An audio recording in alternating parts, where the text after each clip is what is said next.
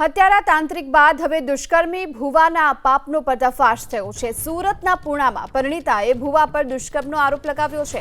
પરિણીતીના ફોઈજીના દીકરા એવા ભુવા પર વિધિના બહાને દુષ્કર્મનો આરોપ લાગ્યો છે।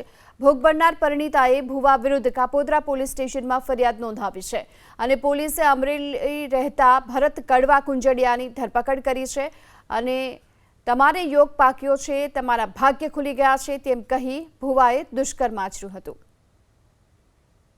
આ કામના ભોગ બનનાર અને ફરિયાદી અને આ કામના આરોપી જેઓનું નામ ભરતભાઈ કડવાભાઈ કુંજડિયા, રહેવાસી સરખા, તાલુકો ધારી, જિલ્લે અમરેલીનાઓ, જેઓ મામા ફોઈના સગા થતા હોય અને ઉપરોક્ત આરોપી ભુવા તરીકેનું કામ કરતા હોય, તેઓએ ધાર્મિક વિધિ કરવાના બહાને ભોગ બનનારને રૂમમાં એકલા રાખી તેઓની સાથે બળજબરી કરી અને તેઓની સાથે દુષ્કર્મ આચરેલ હોય, જે અનુસંધાને કાપોદ્રા પોલીસ સ્ટેશન ખાતે ગુનો રજીસ્ટર કરવામાં આવેલ અને આ ગુનાની તપાસ point Shri MB અવસુરા Kapodra police સ્ટેશનનાઓ કરી રહેલ છે।